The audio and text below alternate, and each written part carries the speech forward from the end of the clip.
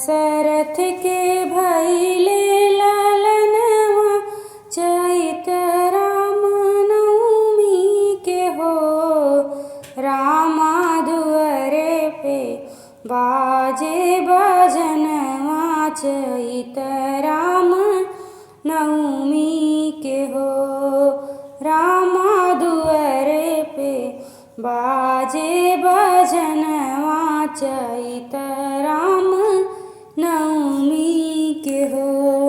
सब देवता मिली खुशियाँ मनावई दासी चवर डोलावई हो।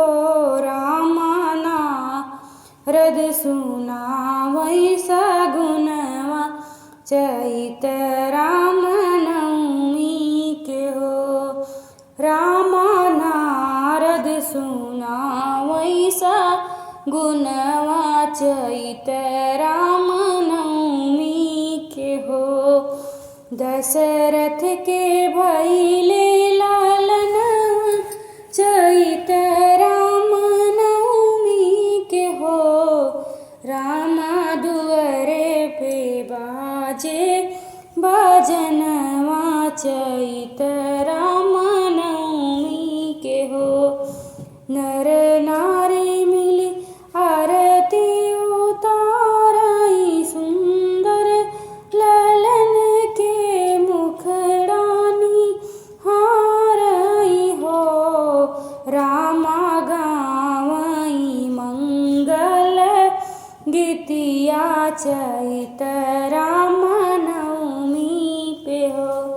रामा गावई मंगल गीतिया चैत राम नवमी पे हो। दशरथ के भइले लालनवा चैत राम नवमी के हो। रामा दुअरे पे बाजे बजनवा चैत राम नवमी के हो। सुंदर बदन अखिया कजरारे देखी मगन भई कवसल्या महतारी हो। बहिनी फूल रामा फूलवा से खिली गया गनवा त रामा जन्म ली है हो। रामा फूल तो खिली गया गनवा त रामा जन्म ली है हो। दशरथ के भइले लालनवा चैत राम नवमी के हो।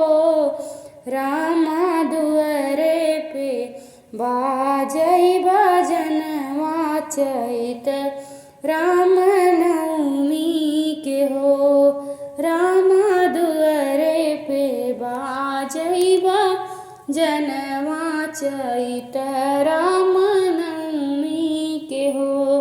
जय श्री राम।